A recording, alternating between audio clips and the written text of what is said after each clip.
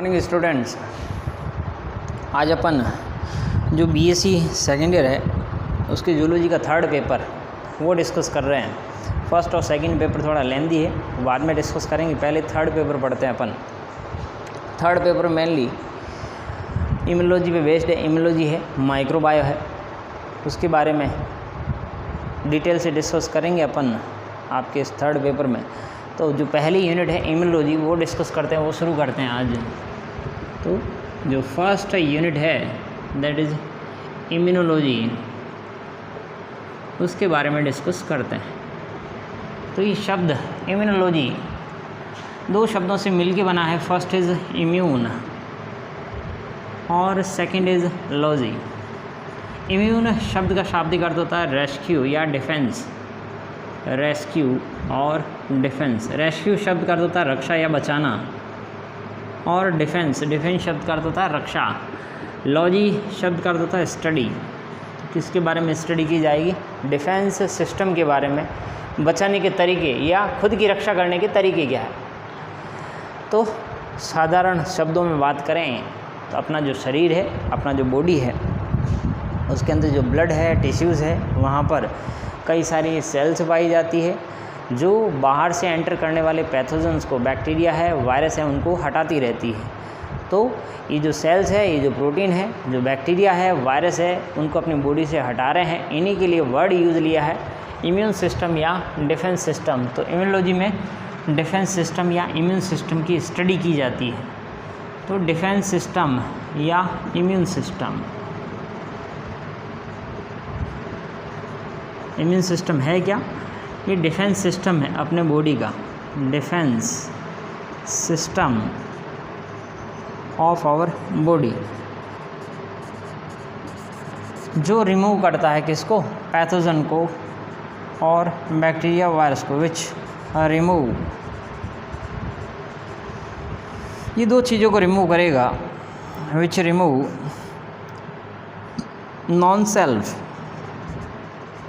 Non self और self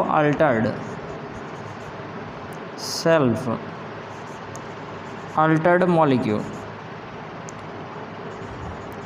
non self के बारे में बात करें, नॉन सेल्फ यानी हमारा नहीं है। हमारा कौन नहीं है? पैथोजेंस जो बाहर से एंटर करते हैं वो हमारा नहीं। पैथोजेंस लाइक बैक्टीरिया हो गया, वायरस हो गया, या प्रोटोजोआ हो गया। प्रोटोजोआ, तो बैक्टीरिया, वायरस, प्रोटोजोआ, ये एयर के थ्रू, वाटर के थ्रू और फूड के थ्रू हमारी बॉडी में एंटर कर जाते हैं। इन्हीं के लिए वर्ड यूज लिया क्या? नॉन सेल्फ मॉलिक्यूल या non self cells, that is pathogens. उनको हटाता है कौन? अपना डिफेंस सिस्टम अपने बॉडी का, दैट इज़ इम्यून सिस्टम। दूसरा सेल्फ अल्टर्ड यानी हमारे बॉडी की जो सेल्स थी, लेकिन हमारी तो थी, लेकिन वो काम करना भूल गई है। उसके जीन में कुछ चेंजेज आ गए हैं जिसकी वजह से जो काम था उसका वो करना भूल चुकी है। तो हमारी थी, लेकिन हमारे बॉडी के अगेंस्ट में ही काम करना शुरू कर दिया। तो उसको भी हटाने का काम कौन करती है? ऑटो इम्यून डिसऑर्डर इसी के एग्जाम्पल है। ऑटो इम्यून डिसऑर्डर यानी अपना इम्यून सिस्टम अपने बॉडी की कुछ सेल्स को हटाने का काम करता है। तो सेल्फ अल्टर्ड जो हमारी सेल थी, self cells forgot their work, उनको भी रिमूव करने का काम कौन करती है? अपना इम्यून सिस्टम या डिफेंस सिस्टम। तो ये तो इंट्रोडक्शन था आपके इम्यूनोलॉजी का कि इम्यूनोलॉजी में अपन पढ़ेंगे क्या। इम्यूनोलॉजी में अपन इम्यून सिस्टम या डिफेंस सिस्टम के बारे में बात करेंगे। डिफेंस सिस्टम है क्या? ये डिफेंस सिस्टम अपने ब्लड में, अपने ब्लड सर्कुलेटरी सिस्टम के साथ में लिम्फेटिक सिस्टम होता है, वहाँ लिम्फ में, और कुछ बॉडी टिश्यूज़ और कुछ ग्लैंड्स भाग लेती है किसमें? इन पैथोजेंस को हटाने में। उनके लिए वर्ड यूज़ लिया है इम्यून सिस्टम। तो अपने बॉडी का जो ब्लड है, लिम्फ है, वहाँ पर इम्यून सिस्टम की सेल्स पाई जाती है, इम्यून सिस्टम के प्रोटीन्स पाए जाते हैं। नाम सुना होगा आपने, WBC है, श्वेत रक्त कणिकाएँ। श्वेत रक्त कणिकाओं के साथ में कुछ एंटीबॉडीज़ जिनका नेचर कैसा होता है? प्रोटीन नेचर होता है, उनको हटाने का काम करती है, पैथोजेंस को हटाने का काम करती है सेल्स, इम्यून सिस्टम की सेल्स। तो अब बात करते हैं इम्यून सिस्टम के टाइप्स की। इम्यून सिस्टम के टाइप्स की। तो इम्यून सिस्टम मेनली दो टाइप का होता है, फर्स्ट इज इन्नेट और दूसरा acquired. Innate immune system, innate immune system या इसका दूसरा नाम है इनबॉर्न इम्यून सिस्टम। दूसरा types that is acquired immune system और adaptive immune system. Adaptive immune system. Innate या इनबॉर्न, इसका शाब्दिक अर्थ हिंदी में जन्मजात प्रतिरक्षा, जन्मजात प्रतिरक्षा तंत्र, और दूसरा उपार्जित, उपार्जित प्रतिरक्षा तंत्र। इन्नेट या इनबॉर्न जन्मजात होता है, जब बच्चे का जन्म होता है उस टाइम गॉड गिफ्टेड ब्लड के अंदर कुछ सेल्स, प्रोटीन पार्टिकल्स पाए जाते हैं जो बाहर से एंटर करने वाले वायरस या बैक्टीरिया को हटाते रहते हैं। इसके बारे में बात करें तो ये नॉन स्पेसिफिक होती है। नॉन स्पेसिफिक यानी अविशिष्ट, इसको पता नहीं होता है कि बैक्टीरिया किस टाइप का है या वायरस किस टाइप का है। ये बैक्टीरिया या वायरस का डिस्क्रिमिनेशन नहीं कर सकती, पहचान नहीं सकती कि बैक्टीरिया की खास बात क्या है, वायरस की खास बात क्या है। इसको तो बस हटाना आता है, बाहर का है, पैथोजन है, उसको रिमूव करना है, तो पकड़ के किल करने का काम इसको आता है, लेकिन पहचानने का काम ये नहीं करती है। तो नॉन स्पेसिफिक, जबकि एक्वायर्ड इम्यून सिस्टम स्पेसिफिक होता है। Acquired immune system specific manner में, यानी पहले तो बैक्टीरिया पैथोजन को पहचानता है, उसके बाद उसको हटाने का तरीका यूज़ लेता है। तो तरीका हटाने का भी स्पेसिफिक होता है और पहचानने का तरीका भी स्पेसिफिक होता है। दूसरा, ये जो इन्नेट इम्यून सिस्टम है, ये पहले से ही पैथोजन एंटर कर रहा है, पैथोजन एंट्री से पहले से ही एक्टिवेटेड फॉर्म में होता है। तो ऐसा नहीं है कि बैक्टीरिया एंटर करेगा उसके बाद वो इम्यून सिस्टम एक्टिवेट होगा, ऐसा नहीं है। ये इनबॉर्न इम्यून सिस्टम है जो पहले से ही एक्टिवेटेड रहता है, एक्टिवेटेड क्रियाशील रहता है, activated before entry of pathogen. तो पैथोजन वर्ड अपन ने किस लिए यूज़ लिया है, वायरस है, बैक्टीरिया है, उनके लिए। Activated before entry of pathogen, जबकि ये एक्टिव होता है कब, after entry of pathogen. Activate after entry of pathogen, pathogen की एंट्री के बाद एक्टिवेट होता है। एंड प्रोडक्शन ऑफ एंटीबॉडी, और उस पैथोजन के अगेंस्ट में एंटीबॉडी बनाना शुरू करता है। Production of antibodies, antibodies. तो पैथोजन एंटर कर रहा है उससे पहले ही ये एक्टिवेटेड फॉर्म में होता है, जबकि ये एक्टिवेट होता है कब, आफ्टर पैथोजन एंट्री। यहाँ पर जो सेल्स काम करती है उनके बारे में बात करें तो WBC का type that is neutrophil, neutrophils नाम सुना होगा, WBC का ही टाइप्स है। न्यूट्रोफिल्स के अलावा मैक्रोफेज, मैक्रोफेज, इनके बारे में डिटेल से डिस्कस करेंगे, अभी तो ये इंट्रोडक्शन है इनका। इसके अलावा आपके आंसुओं में पाए जाने वाला लाइसोजाइम, तो ये एग्जाम्पल है किसके, इन्नेट इम्यून सिस्टम में वर्क करने वाली सेल्स के। यहाँ पर जो सेल्स वर्क करती है mainly B lymphocytes, B lymphocytes, T helper cell, T cytotoxic cell, इनके बारे में भी डिटेल से डिस्कस करेंगे जब अपन इम्यून सिस्टम को थोड़ा डिटेल से देखेंगे तब। तो ये तो इंट्रोडक्शन था कि भाई इम्यूनोलॉजी में इम्यून सिस्टम होता क्या है, और ये इम्यून सिस्टम अपने बॉडी का जो डिफेंस सिस्टम है, बाहर से जो पैथोजन एंटर करते हैं फूड के साथ या वाटर के साथ या एयर के साथ, उनको हटाने का काम करता है। हटाने का तरीका दो तरीके का है, दो तरीके से हटाए जाते हैं पैथोजन जो बाहर से एंटर करते हैं। दो तरीके में, पहला तरीका इनबॉर्न, यानी जब बच्चा पैदा होता है पहले से ही गॉड गिफ्टेड इम्यूनिटी उसकी बॉडी में प्रेजेंट होती है। दूसरा तरीका जैसे जैसे बच्चा बड़ा होगा उसकी बॉडी में कई सारे पैथोजेंस एंटर करते रहते हैं। एंटर करने के बाद उन पैथोजन, उन माइक्रोब्स को पहचाना जाता है, उनके अगेंस्ट में एंटीबॉडी बनाई जाती है, उनको ब्लड से रिमूव किया जाता है। तो ये 2 तरीके हैं पैथोजन को हटाने के। ये तो था इंट्रोडक्शन किसका, कि भाई इम्यून सिस्टम होता क्या है, इम्यूनोलॉजी शब्द का अर्थ क्या होता है।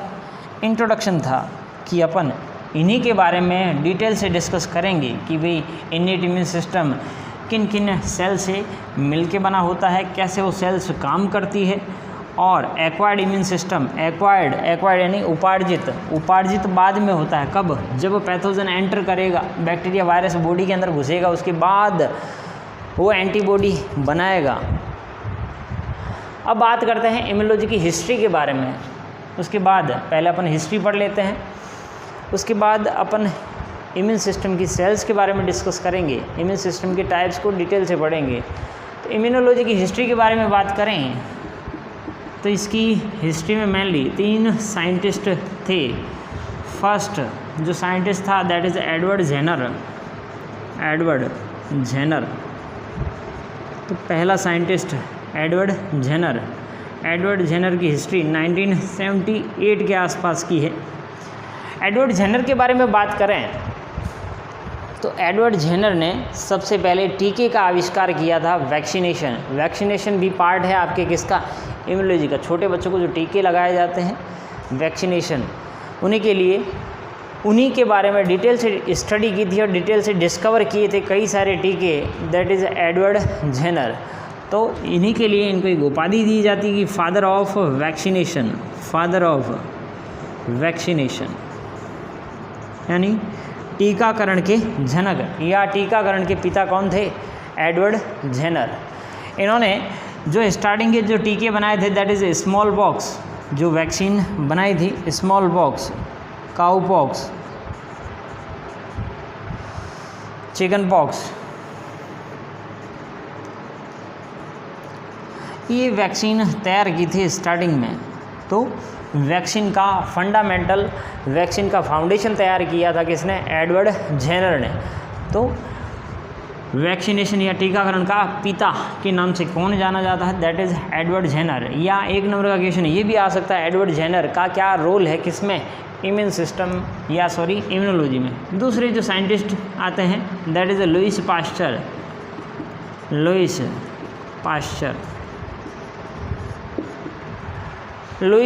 पाश्चर के बारे में बात करें तो लुईस पाश्चर का जो टाइम है लगभग 1832 के आसपास। लुईस पाश्चर के बारे में बात करें तो लुईस पाश्चर ने भी कई सारे टीकों का आविष्कार किया था, जैसे रेबीज वैक्सीन, पेब्रिन, मुर्गियों में होने वाली डिजीज़ है पेब्रिन वैक्सीन, रेबीज़, पेब्रिन। इसके अलावा एंथ्रेक्स, इन बीमारियों पर डिटेल से स्टडी की थी और इनकी वैक्सीन बनाई थी किसने, आपके लुईस पाश्चर ने। लुईस पाश्चर का भी बहुत बड़ा रोल है इम्यूनोलॉजी में, इसीलिए लुईस पाश्चर को फादर ऑफ इम्यूनोलॉजी कहा जाता है। जैसे फादर ऑफ वैक्सीनेशन कहा जाता है किसको, एडवर्ड जेनर को, वैसे ही father of immunology that is Louis Pasteur, क्योंकि खूब सारे एक्सपेरिमेंट किए थे इम्यूनोलॉजी पे, रैट्स पे, किसने, लुईस पाश्चर। थर्ड जो साइंटिस्ट आते हैं, जाना पहचाना ही नाम है, दैट इज़ कार्ल लेंसनर,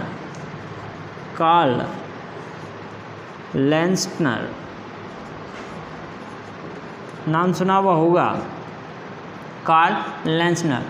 इनका रोल मेनली ब्लड ग्रुपिंग, यानी ब्लड ग्रुप अपन जो पढ़ते हैं, blood group A, blood group B, blood group O, blood group A B, blood group discovery.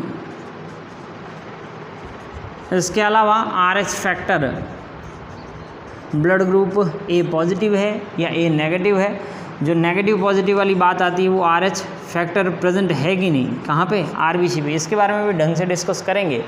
तो ब्लड ग्रुप की डिस्कवरी है, RH फैक्टर की डिस्कवरी है, किसने की थी, कार्ल लेंसनर ने। चौथे जो साइंटिस्ट है that is Alexander Fleming. Alexander Fleming. Alexander Fleming के बारे में खास बात, एंटीबायोटिक डिस्कवर की थी, that is penicillin. Penicillin antibiotic की डिस्कवरी की थी किसने? अलेक्जेंडर फ्लेमिंग ने। पेनिसिलिन कब? 1928 में पेनिसिलिन की डिस्कवरी, अलेक्जेंडर फ्लेमिंग। तो ये हिस्ट्री है इम्यूनोलॉजी में। 4 मेन साइंटिस्ट यही है। यूँ तो दुनिया भर के साइंटिस्ट भरे पड़े हैं इम्यूनोलॉजी में, लेकिन अपने एग्ज़ाम पॉइंट ऑफ व्यू से जो इम्पोर्टेंट साइंटिस्ट थे उनके बारे में डिस्कस किया है। तो 1 नंबर का क्वेश्चन है या इम्यूनोलॉजी की हिस्ट्री के बारे में 3.5 नंबर का क्वेश्चन आए तो इन साइंटिस्ट के नाम आप पढ़ के जाना ध्यान से। तो आज जो पढ़ाया है उसको ढंग से वीडियो पॉज करके देखें, अपने नोट्स तैयार करें। तब तक मैं अगले वीडियो की तैयारी करता हूँ। Thank you.